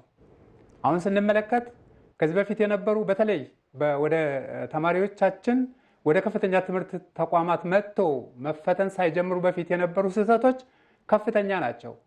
ወደዛ ከመጡ በኋላ ያንን ክፍተታችንን በከፍተኛ ደረጃ ሊያሳይ የቻለበት አይነት ሁኔታ ነው ያለው። ይሄ ደግሞ ይሄ ቁጥር በተለይ በዚህ ከቀጠለ በእኛ ላይ ምን ሊያስከትል ይችላል የሚባለው በተለይ አገሪቷ ያስቀመጠቻቸው ግቦች አሉ። እነዛን የተማረ የሰው ኃይል ከማፍራት አኳያ የሚደረግን ጥረት በከፍተኛ ደረጃ ሊጎዳው ይችላል። ከዚህም በተጨማሪ በተለይ አገሪቷ በተለይ በትምህርት መሰረተ ልማቶችን ለማሟላት የምትከፍላቸው የምታረጋቸው ሪሶርሶች አሉ። እነዛም ሪሶርሶች ውጤት አልባ የሆኑ የሚሄዱበት አይነት ሁኔታ ነው ያለው። እንግዲህ የትምህርት ስራ የተለያዩ አካላት ባለድርሻ አካላት የሚሳተፉበት እንደመሆኑ መጠን በተለይ ከትምህርት ቤቶች ጀምሮ ወላጆች፣ መምህራኖች፣ ሌሎች የባለድርሻ አካላት ከፍተኛ የሆነ ርብርብ፣ ከፍተኛ የሆነ ተማሪዎችን የማብቃት ስራ መስራት እንዳለባቸው ይታየኛል። አቶ ጫኔ ያለው ምናልባት እዚሁ ላይ ሌላ ሀሳብ እናንሳ። በተወሰነ መልኩ እርሶም ሲነካኩት ነበረ ቀደም ሲልና በዋናነት 12ኛ ክፍል ላይ ትኩረት መደረጉ እንዳለ ሆኖ ነገር ግን የትምህርት ጥራትን ለማስጠበቅ የተለያዩ አካላት ኃላፊነት መውሰድ አለባቸው። ከታች ክፍሎች ጀምሮ መስራት እንደሚገባም ይታመናልና ከዚህ አንጻር ከታች ያሉ ተማሪዎችን በማብቃት ክህሎታቸውን በማሳደግ ረገድ ሊሰሩ የሚገባቸው ስራዎች ምንድን ናቸው? ከዚህ ጋር በተያያዘ ብዙ ነገሮችን ማንሳት ይቻላል። በተለይ አሁን በመምህራን ልማት ላይ መስራት የሚገባቸው ስራዎች አሉ። መምህራን ለተማሪዎች ብቃት ከፍተኛው ሚና ይጫወታሉ። መምህራንን ማብቃት በተለያዩ በስራ ላይ ሆነውም ይሁን ከስራ ውጭም በሚደረጉ የማብቃት ስራዎች የተለያዩ ስልጠናዎችን መስጠት ማብቃት፣ ከዛ በኋላ ደግሞ መፈተሽም ያስፈልጋል። የመምህራኖቻችን ብቃት ምን ይመስላል የሚለው ነገር በተለይ የከፍተኛ ትምህርት ተቋማት መምህራን በመምህርነት ሙያ የሚያሰለጥኑ የከፍተኛ ትምህርት ተቋማትም ከፍተኛ የሆነ የተማሪዎች አመላመል ላይ መሰራት ያለበት ይመስለኛል። በተለይ በመምህርነት ሙያ የሚሰለጥኑ እስካሁን ያለው ተሞክሮ በከፍተኛ ደረጃ ችግር ያለበት ነው። በተለይ ከፍተኛ ነጥብ ያመጡ ልጆች ወደ ተፈጥሮ ሳይንስ አካባቢ በተለይ ወደ ሜዲሲን አካባቢ ሲገቡ ወደ መምህርነት የሚመጡት ከዛ የተረፉት የመጨረሻዎቹ ናቸው የሆኑ ያሉና ያም ነገር አለ። ከፍተኛ ትምህርት ተቋማት ውስጥም ገብቶ የሚማሯቸው ትምህርቶች ምን መሆን አለባቸው የሚለው ነገር እሱም ራሱ እንደገና ተመልሶ ሊፈተሽ ይገባል። በተለይ ከቴክኖሎጂ ጋር በተያያዙ የተለያዩ ችግሮች፣ ክፍተቶች አሉብን። ከዛም በተጨማሪ አሁን 6ኛ ክፍልና 8ኛ ክፍል የክልል ፈተናዎችን እየወሰዱ ያሉበት ሁኔታ አለ። እሱም እንደገና መታየት ያለበት ይመስለኛል። አሁን አንዳንድ ነገሮችን ስንመለከት ተመሳሳይ ከዚህ በፊት የ12ኛ ክፍል ላይ ሲደረጉ እንደነበሩ አይነት ነገሮች አንዳንድ ቦታዎች ላይ እየተደረጉ እንደሆነ ነው። በጣም የፈተና ክፍተቶች እየተፈጠሩ በተለይ የ8ኛ ክፍል ፈተና 9ኛ ክፍል ባዶውን ቀረ፣ ሃይ ስኩል የሚያስተምረውን ተማሪ አጣ የሚሉ አባባሎች እየተነሱ ነው ያሉ። ከዚህ የተነሳ አትሊስት ለቀቅ ማድረግ ያ ነገር እየተፈጠረ ነው ያለው። 6ኛ ክፍልም ተመሳሳይ ሴናሪዮ እየተፈጠረ ነው ያለው። 7ኛ ክፍል ባዶ ከሆነ መምህራኖች ምን ያስተምራሉ የሚሉ መምህር፣ እዚሁ ላይ አንድ የመጨረሻ ጥያቄ እናንሳ። ቀደም ሲል ያነሷቸው ዋና ዋና ሀሳቦች አሉ። በተለይ ታች ክላስ ላይ ያሉ ተማሪዎች ላይ ብርቱ ስራ መሰራት የማይችል ከሆነ ቀደም ሲል ያነሷቸው ስጋቶች በርትተው ሊመጡ እንደሚችሉ፣ ተማሪዎችን ከታች ጀምሮ ከማዘጋጀት አኳያ ግን ያለው እንቅስቃሴ በምን አይነት መንገድ መቃኘት አለበት ይላሉ? ምክንያቱም መሰረቱ የሚጣለው ከታች ነው ከተባለ ከመምህራንና ከወላጆች ምንድን ነው የሚጠበቀው? ከትምህርት ባለሙያዎች በአጠቃላይ ብለን ልናነሳው እንችላለን። አጠር አድርገው ይንገሩን እስኪ። ከታች ጀምሮ ያሉት ያው በተለይ በእኛ አገር ተሞክሮ ያለው ክፍተት አለ። ከታች ያሉ ተማሪዎችን ከማብቃት አኳያ በተሻሉ መምህራን ከማዘጋጀት አኳያ ብዙ ይቀረናል። እኛ የተለያዩ ሀገሮች ተሞክሮችን ስንመለከት መሰረት መጣል ያለበት ታች ላይ ነው። በከፍተኛ ደረጃ ተማሪዎቹ ታች ካልተገነቡ በስተቀር ከላይ ምንም የምናስተካክለው ነገር ብዙም ላይኖር ይችላልና በተለይ ከቅድመ መደበኛ ትምህርት ጀምሮ ተማሪዎችን ከማዘጋጀት አኳያ በተለይ ወላጆች ልጆቻቸውን ትምህርት ቤት ብቻ መላክ አይደለም ማድረግ የሚገባቸው። ልጆቻችን ምን ቀስሞ መጡ፣ ምን እየተማሩ ነው፣ እንዴት እየተማሩ ነው፣ ከትምህርት ቤት ጋር ያላቸውን ግንኙነት በጣም ማጠናከር ያስፈልጋል። በተለይ ከመምህራን ጋር በተያያዘ ደግሞ ትምህርት ቤት ከመጡ በኋላ በትንሹ 4 ሰዓት አካባቢ ያሳልፋሉና እዛም መምህራን ክፍል ገብቶ መውጣት ብቻ ሳይሆን ተማሪዎችን በካሪኩለሙ ውስጥ የተቀመጠውን ማስጨበጥ የሚገባቸውን ነገር ቅድመ ዝግጅት አድርጎ ተዘጋጅተውበት ማስጨበጥ መቻል አለባቸው። በየጊዜው ደግሞ የፈተና ስርዓታችንን ቅድም ለማንሳት ሞክሬያለሁ። መልካም። የፈተና ስርዓታችን ራሱ ከታች ጀምሮ መስተካከል ያለበትና መፈተሽ ያለበት። በጅማ ዩኒቨርሲቲ ትምህርትና ስነ ባህሪ ኮሌጅ የመምህራንና ትምህርት ስርዓተ ትምህርት ጥናት ትምህርት ክፍል መምህር ጫን ያለው ደገፉ በቀጥታ መስመራችን ከጅማ ስቱዲዮአችን ምላሽና ማብራሪያ ስለሰጡን አብዝተን ነው የምናመሰግነው። መልካም ቀን ይሁን። እሺ፣ አመሰግናለሁ። እንቀጥላለን ተመልካቾቻችን። ዛሬ በአዲስ ቀን የሀገር ጉዳይ አድርገነዋል። ይህንኑ ጉዳይ ከዛ የመጣ ደግሞ አንድ ዘገባ እናጋራችሁ። ለዘንድሮ የ12ኛ ክፍል ሀገር አቀፍ ፈተና ዝግጅት እያደረጉ መሆኑን ተማሪዎች ተናግረዋል። ሀገር አቀፍ ፈተናው ከሰኔ 23 ቀን ጀምሮ እስከ ሐምሌ 8 ቀን 2017 ዓ.ም ድረስ እንደሚሰጥ የትምህርት ምዘናና ፈተናዎች አገልግሎት ይፋ ማድረጉም ይታወሳል። ይህንኑ ጉዳይ አያንቱ እምሩ እንደሚከተለው አዘጋጅተዋለች። ተማሪ ሃይማኖት ንጉሴ በአዲስ አበባ የቦሌ ኮሚኒቲ ትምህርት ቤት የ12ኛ ክፍል የማህበራዊ ሳይንስ ተማሪ ናት። ተማሪዋ ለዘንድሮ የ12ኛ ክፍል መልቀቂያ ሀገር አቀፍ ፈተና ዝግጅቶችን እያደረገች እንደሆነ ትናገራለች። ሰብጀክትን በማንበብ የተለያዩ የማትሪክ ጥያቄዎችን ሰራለሁ። ሪቪዥኖች እየተደረጉልን ነው። ስለዚህ በዛ መሰረትም ያልገባንን ነገሮች ተማሪ እርስ በራሳችን እንጠያየቃለን። ያልገባንን ነገርም አስተማሪዎችን በመጠየቅ ራሳችን ያዘጋጃል። እንደ ተማሪ ሃይማኖት ሁሉ በጅማ ከተማ በጅማ ሁለተኛ ደረጃ ትምህርት ቤት ተማሪ የሆነው ኤፍሬም መሸንኮ እርሱ ከሚያደርጋቸው የጥናት ዝግጅቶች በተጨማሪ በትምህርት ቤቱ በኩል ድጋፍ እየተደረገለት እንደሆነ ይገልጻል። ከትምህርት ቤቱም ደግሞ በጣም ድጋፍ የተደረገልን ነው። ቲቶሪ እየተማርን ነው። ያለፉ የኢንትራንስ ጥያቄዎችንም እየሰራ ነው። ከሞላ ጎደል በጣም አሪፍ ነው። አልፋለሁ ብዬ አስባለሁ። እንግዲህ ትምህርት ቤቱም እያገዘን ነው። እኛም በግላችን ጥሩ እየሰራን ነው፣ እያጠናን ነው፣ እየለፋን ነው። የዘንድሮ የ12ኛ ክፍል መልቀቂያ ፈተና በወረቀት እንዲሁም በበይነ መረብ የሚሰጥ በመሆኑ በተለይ በበይነ መረብ አማካኝነት ፈተናውን ለሚወስዱ ተማሪዎች ልምምድ እንዲያደርጉ እየተደረገ መሆኑን የጅማ ሁለተኛ ደረጃ ትምህርት ቤት ርዕሰ መምህር አብዱራያ ተናግረዋል። በዚህ ዓመት የኛ ተማሪዎች በኦንላይን ነው ፈተናቸውን የሚቀበሉትና ያንን ፈተና ምናልባት መቀየሩ ልጆቹ ላይ ስነ ልቦና ተጽዕኖ እንዳያሳድር ትምህርት ቤት ላይ የአይቲ ባለመምህራኖችን በደንብ ልጆቹን ሆልድ አድርገው የኦንላይን ፈተናው አሁን ባለው ሁኔታ በኦፍላይን ጥያቄዎችንም እንዴት አድርገው ጥያቄውን ገብተው እንደሚሰሩ እንዴት አድርገው ጥያቄውን ሰብሚት እንደሚያደርጉ እንዴት የራሳቸውን አካውንት ክሬት እንደሚያደርጉና እነዚህ መሰል ጥያቄዎችን ሁኔታዎችን ያው በደንብ እየሰሩበት ነው። በኢቲቪ አዲስ ቀን የሀገር ጉዳይ እንግዳ የነበሩት የትምህርት ምዘናና ፈተናዎች አገልግሎት ዋና ዳይሬክተር ዶክተር እሸቱ ከበደ የፈተናው የቅድመ ዝግጅት ስራዎች መጠናቀቃቸውን ገልጸዋል። በአሁን ሰዓት ላይ የፈተናውን ዝግጅት ሙሉ በሙሉ ተጠናቋል። በወረቀት ለሚፈተኑ የህትመት ስራው ተጠናቋል። በኦንላይን ለሚፈተኑ ደግሞ የት እንደሚፈተኑ ምን አይነት ኮምፒውተሮች ስንት የቱ ጋር እንደሚያስፈልግ የሚለውም ተጠናቆ በአሁን ሰዓት ተማሪዎች የበየነ መረቦቹ ባሉበት በሚፈተኑባቸው ቦታዎች ላይ ልምምድ እንዲያደርጉ እየተደረገ ነው ያለው።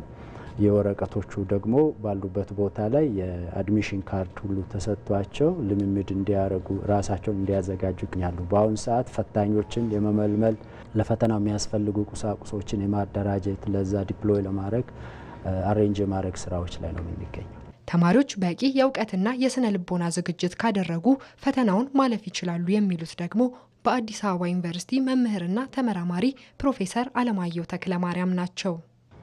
ትምህርት ቤቶች በቂ ዝግጅት በቂ ስነ ልቦናዊ ዝግጅት ካደረጉላቸው ቅድም ልጅቷ እንደምትገልጸው ልምምዱ ካለ የአእምሮ ዝግጅቱ ካለ አላማው ካለ ይህን ያህል ስትረስ የሚፈጥር አይደለም። አስቀድሞ እውቀትን የሰበሰበ ክህሎትን ያዳበረ ተማሪ ፈተና ለመፈተን እዚህ ውስጥ የተጠራቀመ እውቀት ካለ ማለፉ ያንን አውጥቶ መንዝሮ መጠቀም ማለት እኮ ነው። የዘንድሮውን የ12ኛ ክፍል መልቀቂያ ፈተና ከ608 ሺህ በላይ ተማሪዎች እንደሚወስዱ የትምህርት ምዘናና ፈተናዎች አገልግሎት ማስታወቁ የሚታወስ ነው።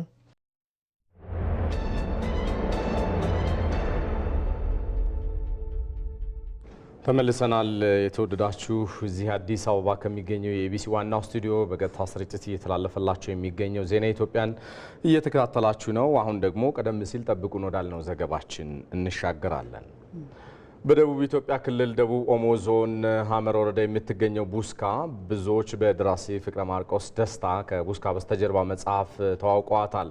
በዚህ ያለው ጥብቅ ደንም የአካባቢው ማህበረሰብ ምን ያክል ለደን ጥበቃ ልዩ ቦታ እንዳለውም የሚያመላክት ነው። ቡስካ ተራራ ላይ የሚገኘው አቡነ ሙሴ ጸሊም ገዳምም ለደኑ መጠበቅ አስተዋጽኦ ከፍ ያለ ስለመሆኑ ይነገራል።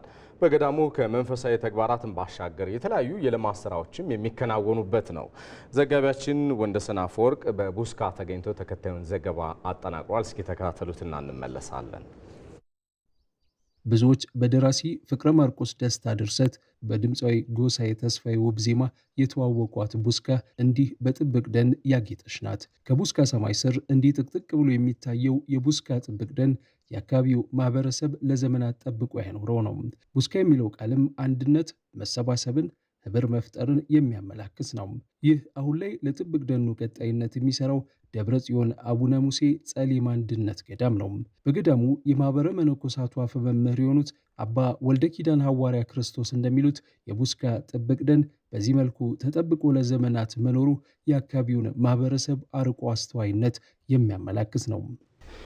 የቡስካ ሕዝብ ይህንን ደን ጠብቆ በማቆየት ላይ ትልቅ ድርሻ አለው። ገዳማችንም እኛ መልሶ ከተቋቋመና ከደረስን ጀምሮ ከሕዝቡ ጋር በመሆን እየተመካከርን ደኑ እንደዚሁ እንደተጠበቀ እንደተከበረ፣ በተለይ ደግሞ የዱር እንስሳቱ ተመልሰው በጣም ብዙ አይነት አዕዋፍ ያሉበት ደን ነው። እንደ ጉሬዛ ያሉበት ደን ነው። አባ ወልደ ኪዳን ገዳሙ አሁን ላይ የብዙዎች መዳረሻ እየሆነ የመጣ ቢሆንም ለረጅም ዓመታት ተረስቶ የቆየ ስለመሆኑ ይናገራሉ። ስያሜውን የሚያገኘው በግብፅ ሀገር በብዙ ከሚታወቁት ኢትዮጵያዊው ሙሴ ነው። እንግዲህ አቡነ ሙሴ ጸሊም ከስማቸው ስንነሳ ያው ጥቁሩ ሙሴ ማለት ነው፣ ወይም ኢትዮጵያዊው ሙሴ ከ50 ከ60 ዓመት በላይ ወይም ከዛም በላይ ለሆነ ዓመታት ጠፍ ሆኖ ተረስቶ ያለ መነኮሳት የቆየ ያለ መነኮሳት ብቻም ሳይሆን ያለ ቤተ ክርስቲያንም የቆየ ቦታ ነበረ።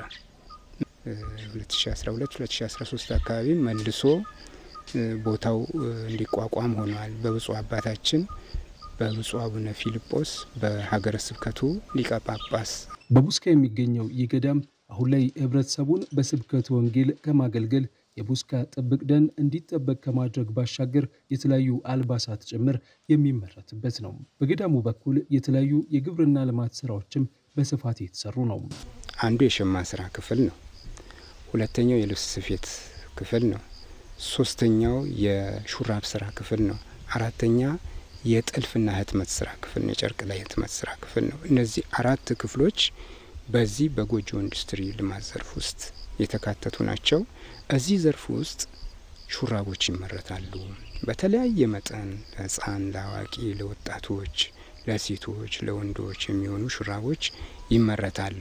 ኦሞ ስትወርዱ ደግሞ የእርሻ ልማት አለን። በተለይ ኦሞ ላይ ንብ እርባታ ቆላም ስለሆነ ይመቻል። በደንብ እዛ እየተሰራ ነው ያለው።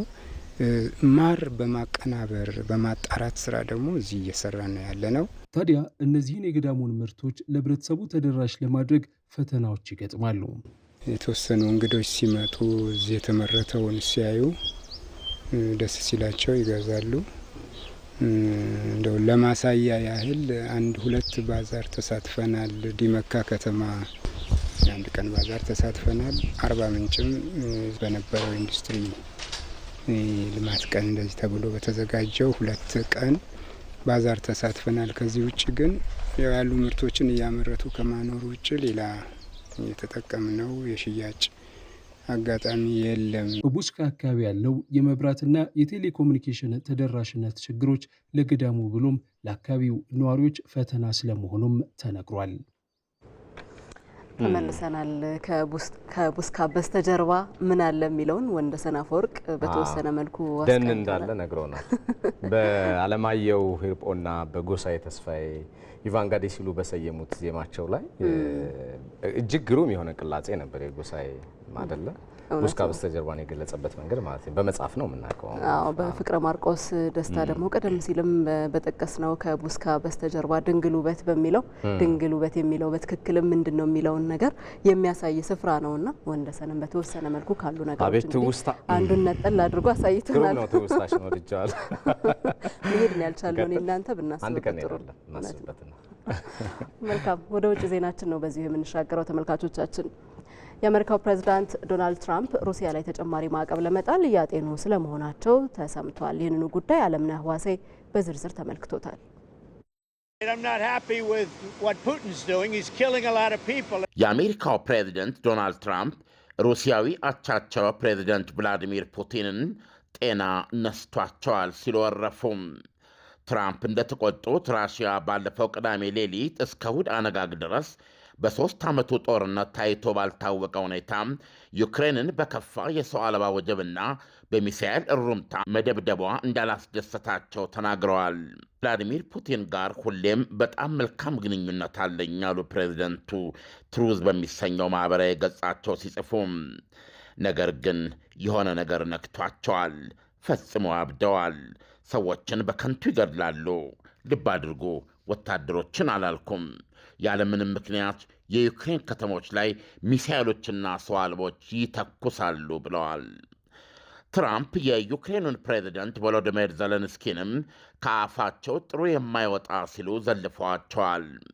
ዘለንስኪ ከሌሊቱ ድብደባ በኋላም እሁድ ዕለት በቴሌግራም ገጻቸው ባሰፈሩት መልእክት ፑቲን የሚያደርጉትን እንዲያደርጉ ያደፋፈራቸው የአሜሪካ ዝምታ ነው ሲሉ ዋሽንግተንን ኮንነው ነበረ።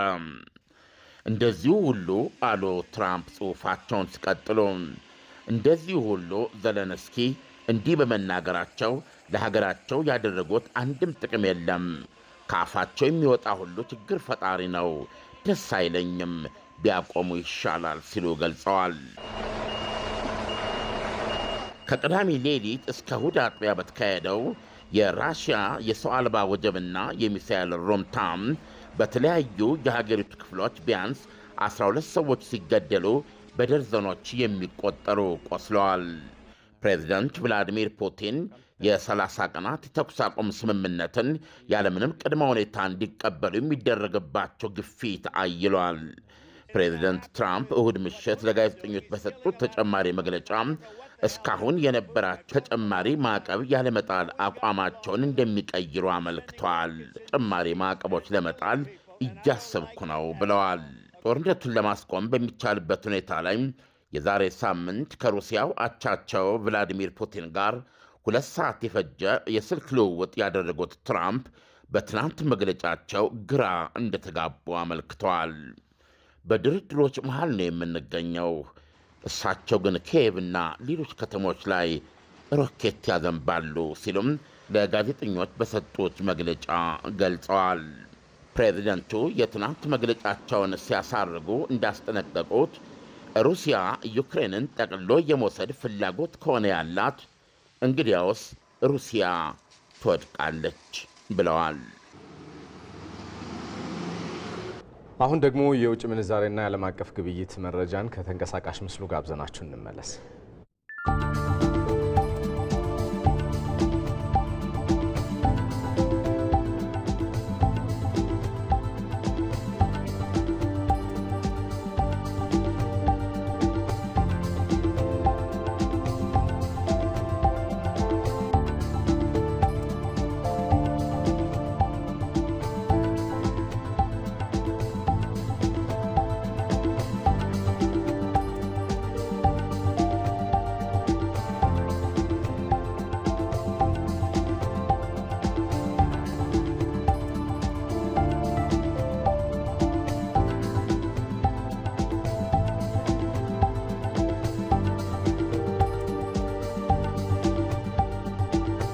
ወደ ስፖርት ዘገባችን ደግሞ አለፍን። የ2024-2025 የእንግሊዝ ፕሪሚየር ሊግ በሊቨርፑል አሸናፊነት ፍጻሜውን አገኘ።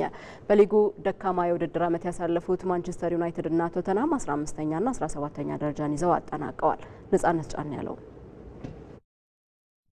የሁለት ወራት ቆይታው ዓመት ያህል እንደረዘመ ተቆጥሮ በበርካታ የእግር ኳስ አፍቃሪያን ዘንድ በጉጉት የሚጠበቀው የእንግሊዝ ፕሪሚየር ሊግ የ2024-25 የውድድር ዓመት ውድድሩን በይፋ አጠናቋል። ገና ከመጀመሩ አስቀድሞ ዳግም ለፔፕ ጋርዲዮላ ቡድን ማንቸስተር ሲቲ የዋንጫ አሸናፊነት እድሉ የተሰጠበት ሊግ ፈጽሞ ባልታሰበ መልኩ ሊቨርፑልን ሻምፒዮን አድርጎ ማንቸስተር ዩናይትድን እና ቶትናምን ግርጌ ላይ አስቀምጦ ፍጻሜውን አግኝቷል።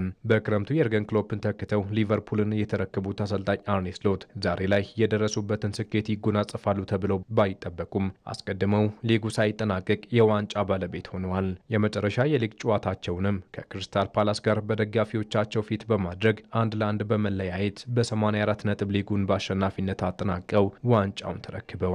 በባለፉት ተከታታይ 3 ዓመታት የዋንጫ ተፎካካሪ በመሆን ሁለተኛ ደረጃን ይዞ ማጠናቀቅ የቻለው አርሰናል በበኩሉም ዘንድሮም በጥንካሬው ቀርቦ ዋንጫውን ለማሳካት ቢታገልም ዳግም ከሁለተኝነት ባለፈ የመጨረሻ ግቡን መምታት ሳይችል ቀርቷል። በአሰልጣኝ ሚኬል አርቴታ ስር ይበልጥ እየተብላላ የመጣው አርሰናል የመጨረሻ ጨዋታውን በቴርኒና ኦዲጋርድ ግቦች 2-1 በሆነ ውጤት ሳውዛምፕተንን በማሸነፍ በ74 ነጥብ ሁለተኛ ስፍራውን አስጠብቆ ዓመቱን አገባዷል። የፔፕ ጋርዲዮላ ቡድን ማንቸስተር ሲቲ በባለፉት 4 ዓመታት በተከታታይ የሊግ ዋንጫ አሸናፊ በመሆኑ ዘንድሮም ቅድመ ግምቱን ወስዶ ነበር።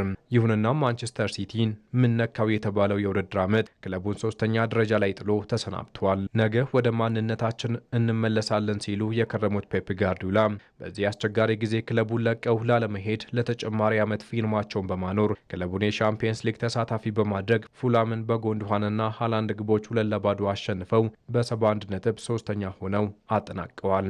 በኢንዞ ማሬስካ አዲስ ሹመት ዓመቱን የጀመረው ሌላኛው የለንደኑ ክለብ ቼልሲ በስብስብ ብዛት አምነው ውጤት ለማምጣት ቢጥርም ወጥ ያልሆነ የውድድር ዓመት ውስጥ በማሳለፍ በመጨረሻው ቀን ወሳኝ ድል ኖቲንጋም ፎረስት ላይ በማስመዝገብ ዓመቱን ጨርሷል። 11 ቋሚ ተሰላፊያቸውን ለመለየት ረዥም ጊዜ የፈጀባቸው ኢንዞ ማሬስካ ከመጀመሪያ ሳምንታት በኋላ ጠንካራ ተፎካካሪ መሆን ቢችሉም ያንን አቋም ማስቀጠል ሳይችሉ በመቅረት በ69 ነጥብ አራተኛ ደረጃን ይዘው አጠናቀዋል። የኤዲሃው ቡድን ኒውካስል በዓመቱ መጨረሻ ጨዋታ በኤቨርተን 1-0 ቢሸነፍም አስቶን ቪላ መረታቱን ተከትሎና በሊጉ 5 ክለቦች የሻምፒየንስ ሊግ ተሳትፎን ማግኘት በመቻላቸው ዘንድሮም ይህንን በማግኘት አገባዷል። አስቶን ቪላ የዩሮፓ ሊግ፣ ኖቲንጋም ደግሞ የኮንፈረንስ ሊግ ተሳትፎን አግኝተዋል። ከሁሉም በላይ የሊጉ ስኬታማውና አንጋፋው ክለብ ማንቸስተር ዩናይትድ ከቶ ባልተጠበቀ መልኩ 15ኛ ደረጃ ላይ ሆኖ አጠናቋል። ከኤሪክ ቴናክ መጥፎ ጅማሬ በኋላ ሩበን አሞሪምን ተክቶ ተስፋን የሰነቀው ማንቸስተር ዩናይትድ የቁልቁል ጉዞውን ተያይዞ በ15 ጨዋታዎች ተሸንፎ 11ዱን ብቻ በማሸነፍ ታሪካዊ የሆነ ደካማ ውጤት በማስመዝገብ በ42 ነጥብ 15ኛ ደረጃን ይዞ አጠናቋል። በመጨረሻ የሊግ ጨዋታው አስቶን ቪላን የገጠመው ዩናይትድ በዲያሎና ኤሪክሰን ግቦች 2-0 አሸንፎ ነገን ለመሻሻል ቃል ገብቶ መጥፎውን የውድድር ዓመት ተሰናብቷል።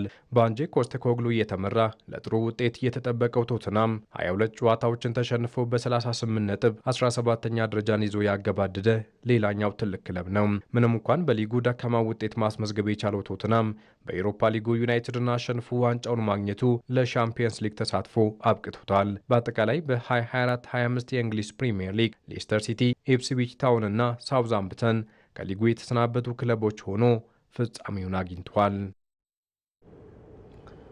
እንግዲህ የተወደዳችሁ ከቀን 6 ሰዓት ጀምሮ እስካሁን ሰዓት ድረስ በቀጥታ ስርጭት ይተላለፍላችሁ የነበረው የዛሬ ሰኞ ተወዳጁ የዜና ሾው ዜና ኢትዮጵያ ፍጻሜው ይህንን ይመስል ነበረ።